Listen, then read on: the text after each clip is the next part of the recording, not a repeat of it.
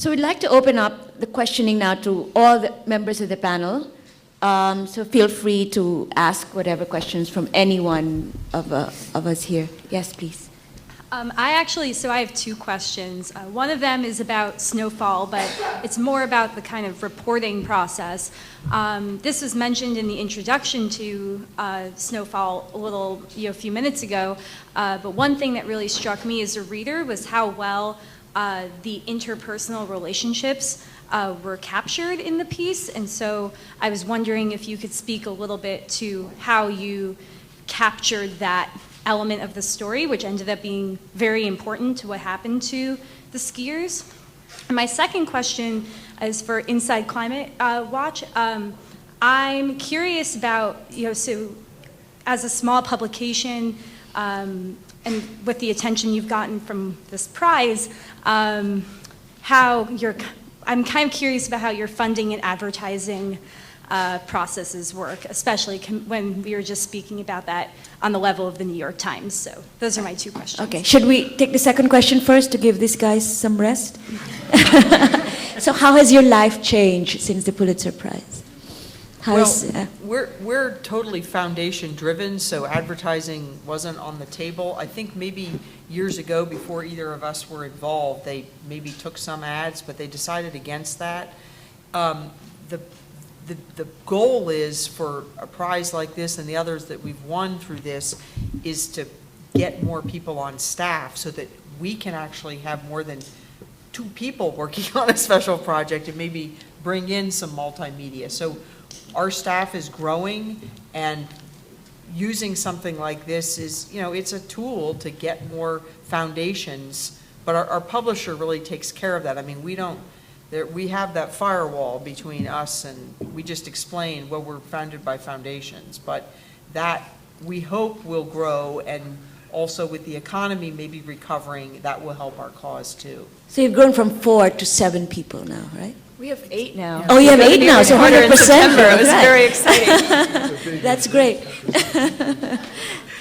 And the other question about... Real quickly, and I think we could probably all agree on this, for the most part, these aren't stories about things, these are stories about people. And at the heart of any great story is the personal relationships and what's, it's a story about humanity. So I think it was very important. And I'd like to think that the relationships that I've built with the people who were willing to open up and kind of reopen these wounds and so on, sort of lent some authenticity to it. And yeah, I think that's the key. I mean, no offense, I don't want to read a story just about avalanches, but it's the people involved that make it interesting. Yes, please. Going on interpersonal relationships, what struck me is the sensitivity that you took with this graphic material, and I'm wondering what your balance was between, I want to inform the audience of what happened, but at the same time, I don't want to be too graphic.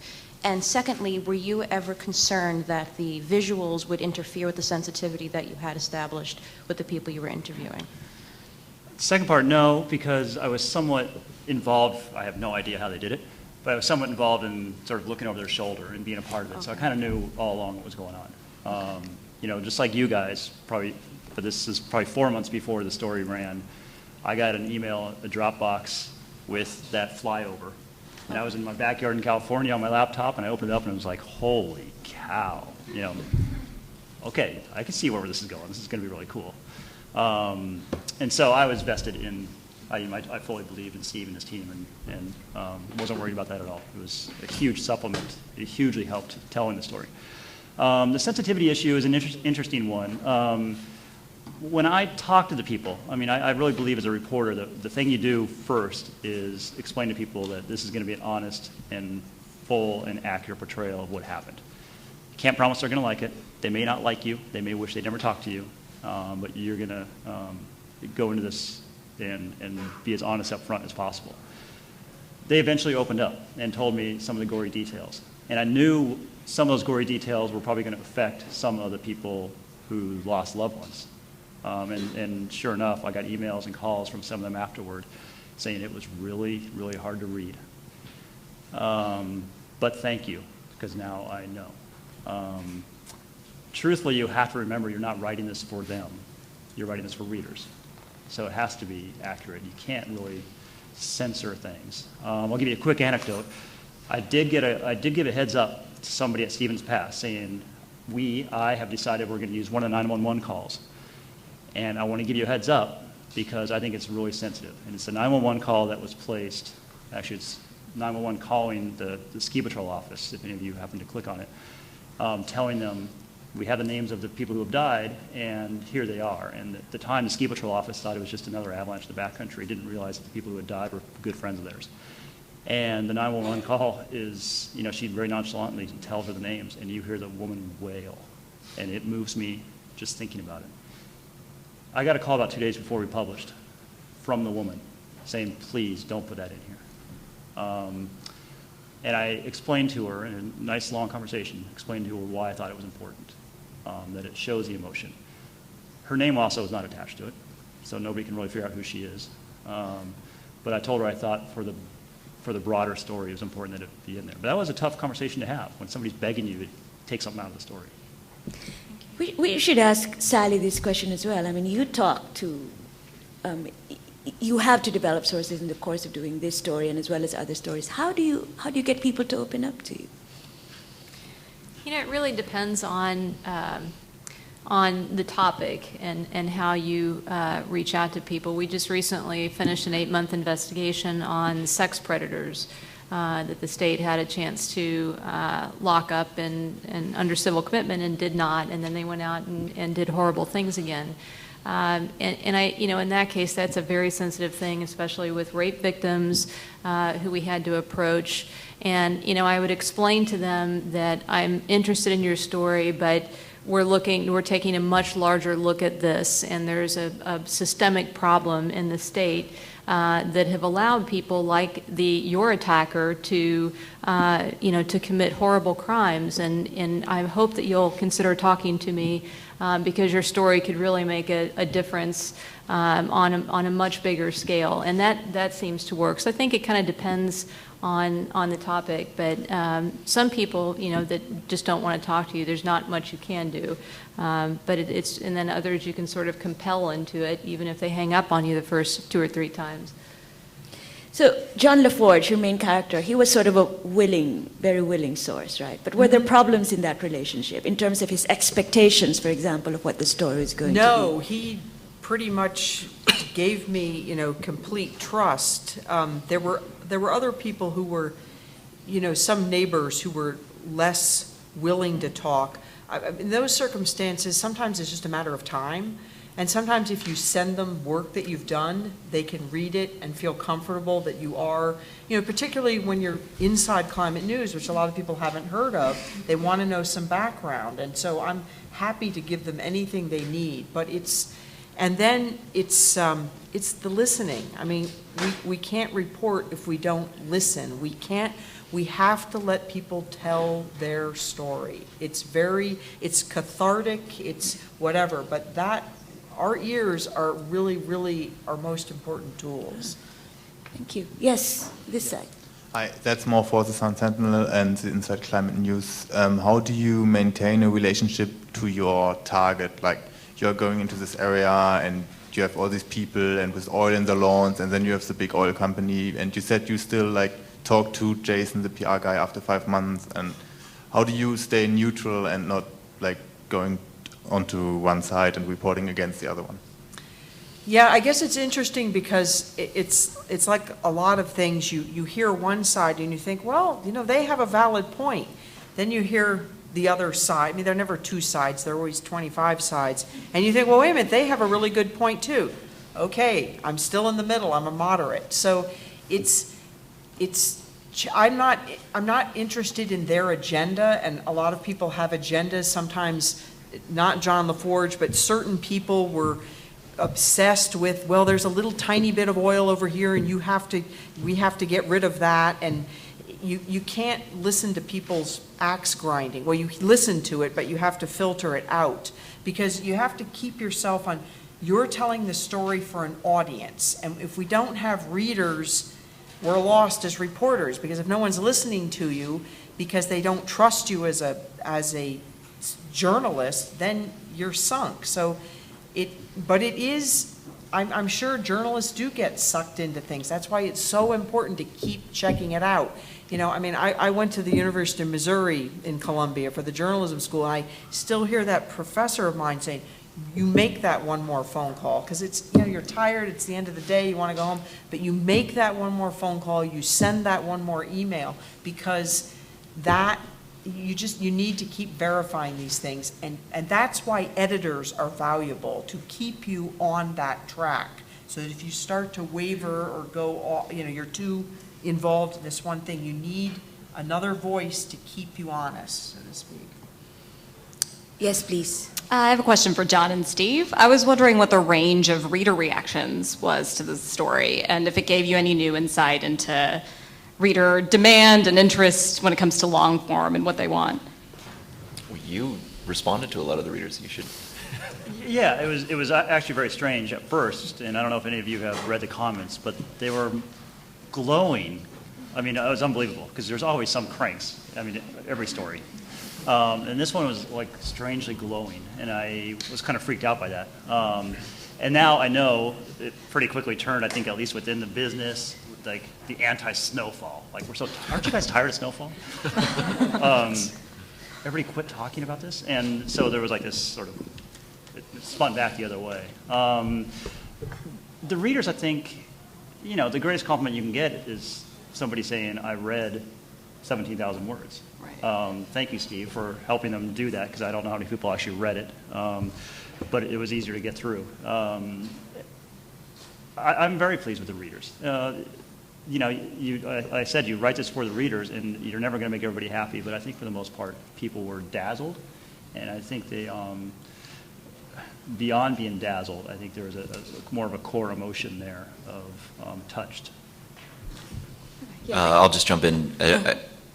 You know, I think the feedback that we got that was most meaningful was where readers were maybe cautioning us about what they perceived as kind of a lack of discipline, just about the overall size of the project, which I didn't really feel that way about it, but it's certainly something that is in the back of our minds as we produce longer pieces now, is really just how much can readers, what should the total length of the project be? What kind of an investment can we expect readers to make in it? And thinking about how we're editing different, you know, pieces with that in mind, so that it is a reasonable experience. If I can do a 30-second add-on to that, because there were certainly a lot of readers who said, it's an avalanche, 3 people died. Right. Why not do this about poverty? Why not do this about war? Well, Steve alluded to a couple of reasons. One, an avalanche, it was a contained thing. It was one narrative. I'm not sure how you construct this on war or poverty or something. There's one kind of containable thing. There was not a huge deadline pressure. And I just think sort of there was a little bit of serendipity in terms of where we were culturally as a newspaper with long form, where we were culturally with expanding our horizons with multimedia. And I just think it was kind of the perfect story at the perfect time in some ways. And so we just did it. I'm sorry if it made some people mad that we did it, but it just sort of worked out that way. All right, thank you. Yes. This is for John, but it also applies to pretty much everybody else. You said you have a document that's 30,000 words. How do you go through that and pick out the most important things that are going to end up in the piece, making sure that you get what you need for the narrative, but also being sure not to leave out anything that's important? Yeah, in hindsight, that document was probably, I mean, it was sort of the basis of everything. You know, once I had it chronologically, you could sort of go through, and then you sort of see who says this best. You know, the hardest part of any story, I guess, is what to leave out. When you have 17,000 words, people would say, you didn't leave anything out, dude. It wasn't that hard. But I will tell you, that probably the hardest part was, early on, I thought, I need to tell the story through 5 or 6 or 7 people. Because it's going to be too convoluted with 16 characters. And where I think multimedia helped is that I said, really, we're going to be able to like show where they came down the mountain? Really, we're going to have mug shots? I wonder if I can get away with the audacity of having 16 people and get all their voices in it. So part of that destructuring of my notes was I want to get everybody involved who was part of this story. I leaned a lot on them because I thought, you know, as much as I'd like to think I can have readers keep track of 16 characters in a story. That I know it's not true, but thanks to multimedia, that was one crutch I was given. So how do you guys cut down? Any major investigation, any effort that takes more than a couple of weeks, you amass a lot of information. How do you organize and cut it down? Yeah, I mean, ours was the same thing. It was this chronology that we were trying to build, and we were focusing on the first 3 days, the first week after this spill, and then carrying it through. And sometimes material is just, it's repetitive, or it's too dull, or you absolutely can't verify it, so you have to find another way to tell it. But it's difficult, I mean, because you have so much material, but you have to think about the reader. And, it can be painful when an editor says, when you've worked on this thing for, I don't know how many hours, and then they say, well, we're just going to take that out. Sometimes you can't fight. If it's worth fighting for, you fight for it. Don't ever let an editor tell you something isn't worth fighting for. You need to do that. But sometimes you have to compromise, and you have to just say, you're right, it's too much, it's a roadblock. So. Sally? Yeah, I think, it's pretty typical for an investigation to end up using, 10% of all of the material that you gather, and your story evolves in the course of many months, and you just have to be very selective, I think, as you go along. Sometimes you'll go down take a right turn and end up reporting out something that really isn't, it's a tangent, it's not something that's going to carry the story forward, and you just sort of dispense with that. Keep very organized notes and files on everything, and just really always think about what is the most compelling thing that's going to advance the story, your most compelling examples, and self-edit, and then we have great editing staff that comes along and does what we call gut checks all the way up through the final editing of, are we on the right track, and always anticipate what the other side, read it from the other side, whoever that is, if it's the cops or whoever the other side is, how are they going to view this, and what can you do to protect yourself and be as fair and balanced as possible? Yes, Killian. I have a question for John Mines and Lisa Song in terms of using data in your reporting. Myself and a couple of other classmates this week have actually been discussing just how much skill do you actually need to call yourself a data reporter, and what's essential in the newsroom. A lot of people are learning things like Excel and SQL, but people are going further and learning things like Python. How far do you want to push the limits? Well, I always tell our reporters that I know there are things that I do that they can't do and frankly don't want to do. But I always tell the reporters, every reporter should know Excel, at least the basics. And most of us who have been in this business in the data end, as long as I have, taught ourselves. There was no training at J schools, really, or not that much. So you basically learn what you want to learn, and if you want to learn more and go on to Python, fine, but if not, fine. And one thing, it's kind of interesting to hear John and Steve talk about, we're at the cusp, there's something new here, maybe, and 10 years from now it'll be a cinch to do what they did with snowfall. Well, we crossed that barrier on the data end about 15 years ago, because that's when computers became powerful enough that we could actually do the data work. Now we're just getting there with multimedia now. 15 years ago you couldn't do any of this stuff up here. I think I'm not a data expert at all. All I did was go to a 1-week boot camp, but it was enough for what we had to do. And I think the really valuable things you learn there are obviously the Excel and Access and a little bit of SQL, but most importantly, you learn to think of how to use data, and you learn to look for places where you can get spreadsheets. You learn how to ask for them in whatever format, and once I get it, even if I can't analyze it, I know what's possible.